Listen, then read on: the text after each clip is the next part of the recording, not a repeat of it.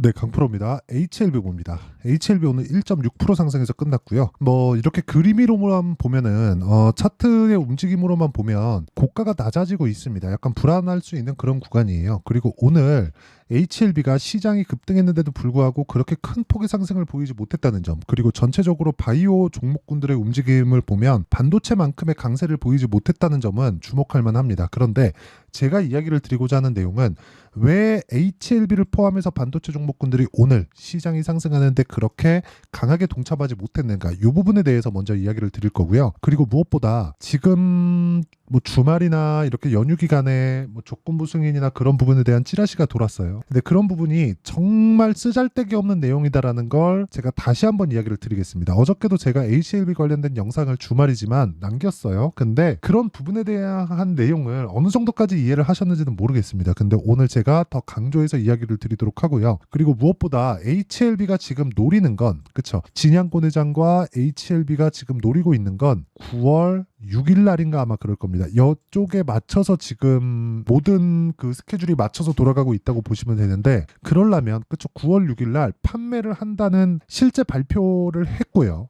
그리고 이런 부분이 맞춰지려면 애초에 그냥 5월 16일 날 발표되는 FDA의 그 결과가 잘 나와야 돼요. 그런데 오피셜한 내용을 먼저 발표했다는 건 뭡니까? 그냥 결정이 됐다는 겁니다. 근데 그거를 우리가 진양권 회장이 얘기했으니까 믿읍시다, 그런 이야기 드리는 게 아니에요. 그런 이야기 드리는 게 아니라 주가가 먼저 올라간 것을 가지고 믿음을 가지셔야 돼요.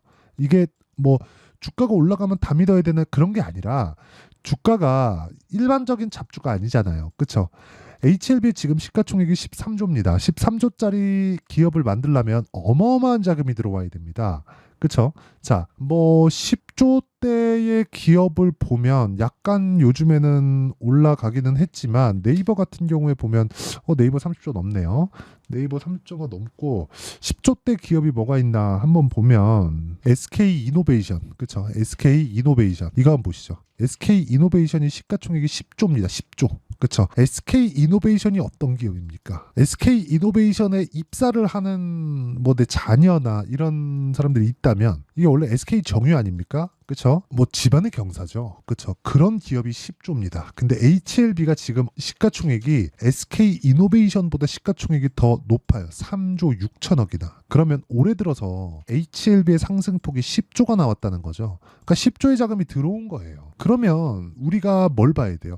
앞으로 좋아질 만한 내용을 돈으로 증명하고 있다는 겁니다. 하지만 단기간에 많이 올라왔기 때문에 그런 부분에 대해서 물량 소화하는 과정, 이런 부분이 있는 거예요. 우리나라 사람들이 그 부동산에 대한 내용은 굉장히 믿음을 가지고 있죠. 뭐 최근에는 2020년, 21년 이렇게 너무 폭등을 했기 때문에 지금은 뭐 기사에서 올라간다고 얘기가 나와도 막 자꾸 뭐 이렇게 좀 안 좋게 보고 그런 부분이 있고, 뭐 저도 그렇게 보기도 합니다만은, 근데 그건 사실상 너무 조금 사회적인 문제가 되니까 그래서 그런 거고, 이런 주식 같은 경우에는 애초에 이런 부동산만큼의 안정적인 그런 내용이라고 우리가 인식을 하지 못하잖아요. 그렇기 때문에 약간 막 10조, 13조 이렇게 얘기를 하면 약간 그런 거지, 정말 엄청난 상승폭이 나온 거고, 부동산, 우리가 안전하다고 생각하는 부동산도 등락폭이 엄청납니다. 지금 부동산 같은 경우에, 그쵸, 대출이 한 60%, 70% 이렇게 껴있잖아요. 그러면 한 30%, 40% 내리면 내가 넣은 돈은 깡통이에요. 여기다가 뭐 갭 투자해서 전세까지 끼고 들어갔다 그러면은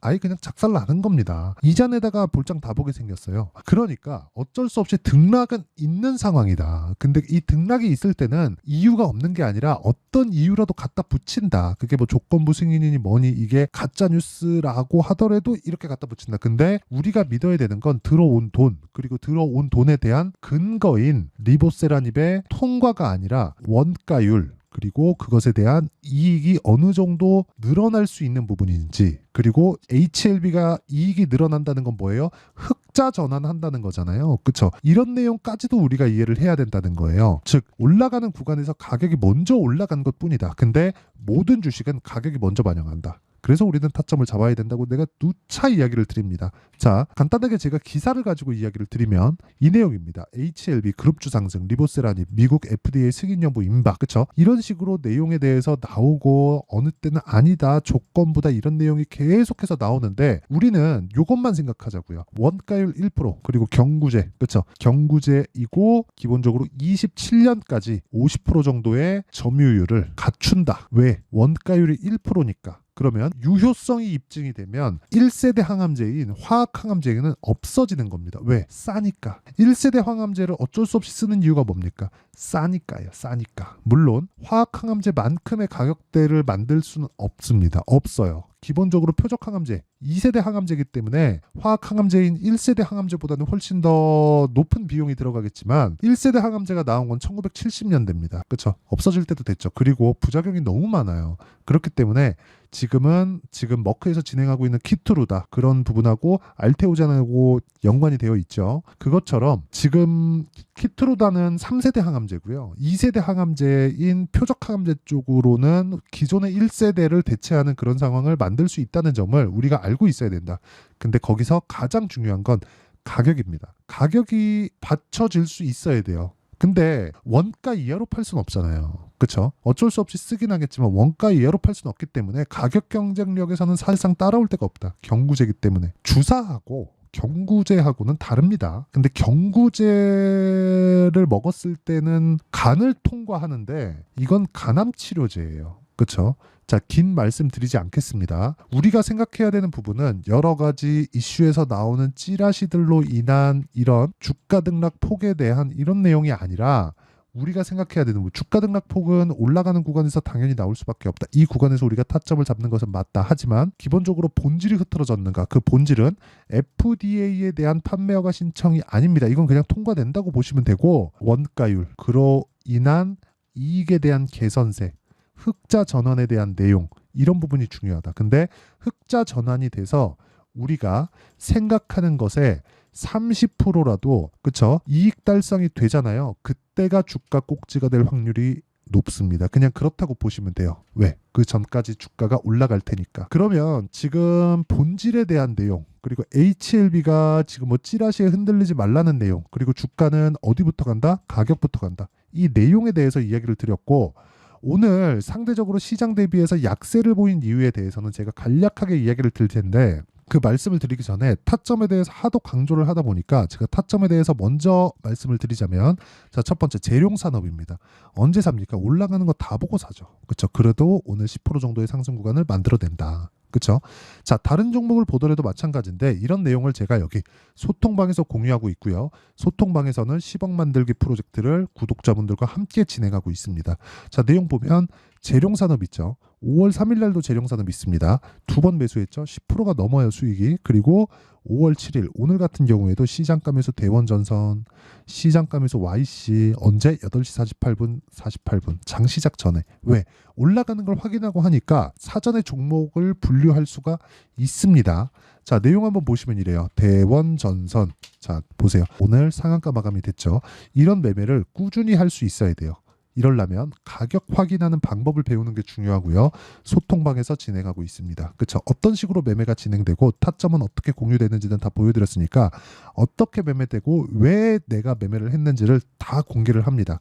이 다 채널 성장을 위해서 하는 거니까 구독과 좋아요 눌러주시고 상단에 있는 전화번호로 구독 또는 10억이라고 문자 보내주시면 제가 소통방 입장 링크를 순차적으로 공유를 해드리도록 하겠습니다. 그러면 이런 식으로 우리가 가격대를 잡는 이유 그리고 HLB를 보는 이유 올라갔기 때문에 그렇다는 거죠. 그러면 여기서 발생하는 다중고점 즉 쌍봉을 만들 것 같은 이런 움직임에 대해서는 우리가 어떻게 봐야 돼요? 본질을 훼손할 수 있겠는가? 그렇죠? 그 본질이 훼손되겠는가? 이걸 보라는 겁니다. 그러려면 주가는 여기에 머물러 있지 못하겠죠. 본질이 훼손된다면 야 리보세라님이 지나봤더니 아니던데 이거 효용도 없다던데 가격도 엄청 비싸 이러면 안 되겠지만 그런 부분이 나올 수가 없습니다. 만약에 조건부 허가 신청에 대한 부분이 있다면 이런 부분을 해결하는 과정에서 매수 기회가 생기는 겁니다. 이게 진짜다, 맞다, 아니다에 대한 내용은 사실상 따질 필요가 없고 기본적으로 마케팅에 대한 부분도 5월 16일 이후에 다 포커스가 맞춰져 있고 9월 3일인가 9월 6일부터는 실제 시판에 들어갑니다. 그러면 실적 전환기만 우리가 보면 되는데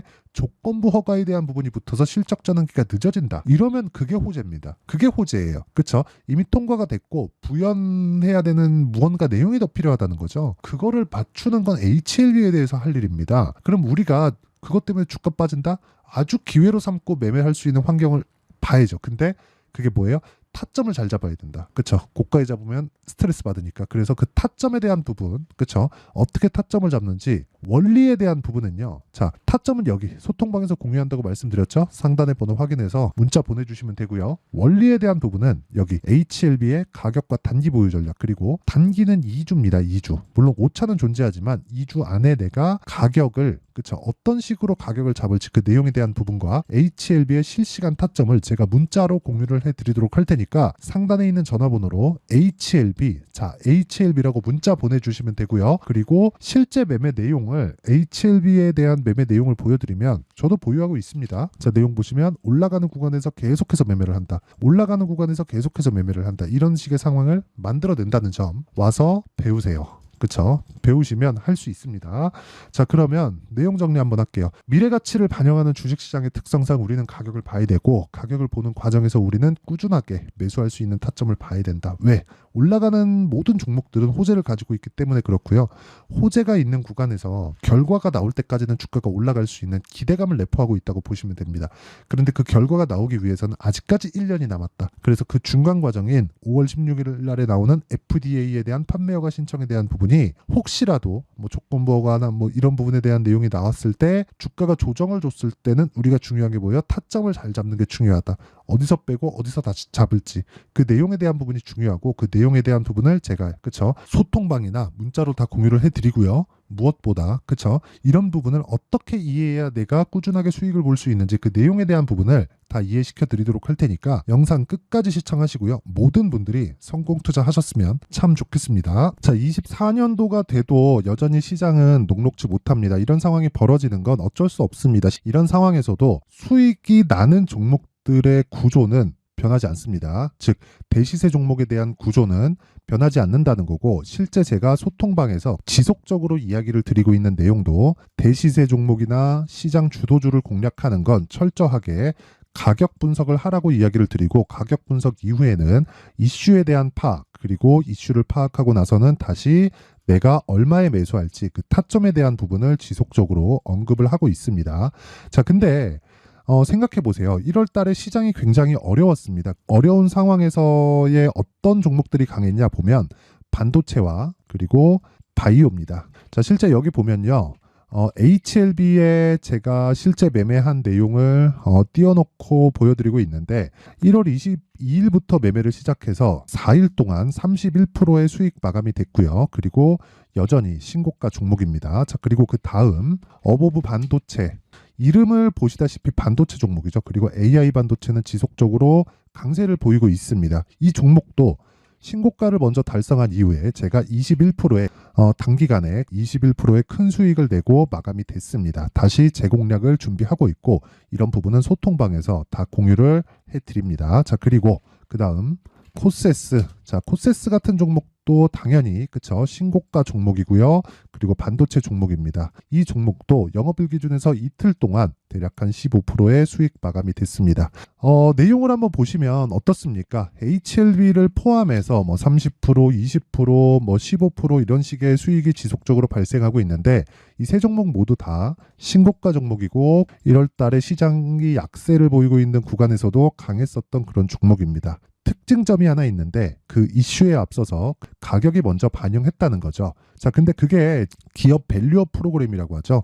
그 종목들도 마찬가지입니다. 오늘은 그 부분에 대해서 이야기를 드릴 텐데, 그렇게 제가 가격을 먼저 보고 이슈에 대해서 파악하는 이유는 결과적으로는 큰 시세를 먹기 위한 사전 준비 작업입니다. 실제로 큰 시세를 먹기 위해서 사전 준비 작업을 했을 때 여기 레인보우 로보틱스 127%, 그리고 ISC 98%, 그리고 한미반도체 97%의 큰 수익을 내는 상황을 만들 수 있습니다. 어떤 식으로 소통방에서 진행됐는지, 그쵸, 그 상황을 제가 이야기를 드린 건데, 이런 상황도요, 당연히 신고가를 공략했을 때 가능한 겁니다. 자, 그러면 이번에도 마찬가지입니다. 그쵸, 정부 주도의 코리아 디스카운트 해소 방안이 2월 달에 발표를 하고요. 그리고 2월 달에 발표된 내용을 토대로 주가가 움직이는 게 아니라 이미 움직인 내용이 있죠. 실제 이 내용은 크게 중요한 게 아니라는 겁니다.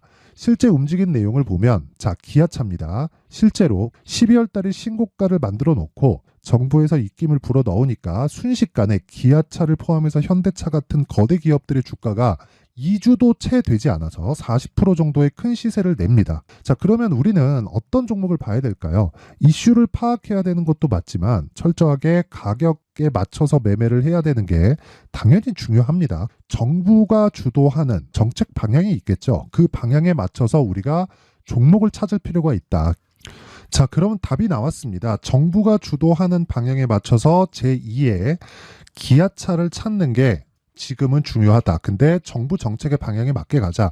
그랬을 때 앞서서 제가 보여드렸었던 내용인 여기 레인보우 로보틱스 127% 그리고 ISC 98% 그리고 한미반도체 97%와 같은 수익을 낼 수 있습니다. 물론 시간에 대한 부분은 최소 2주의 시간이 필요하고요. 그리고 최장 3개월 안에 끝내야 됩니다.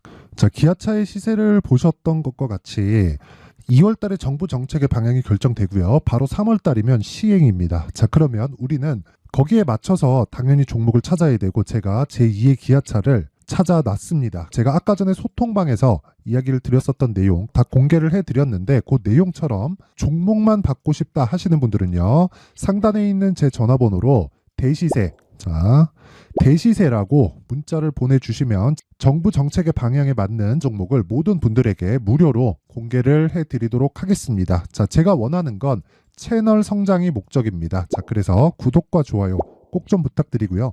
모든 분들이 정부 정책에 맞는 방향으로 매매를 이어가서 큰 수익 보셨으면 좋겠습니다.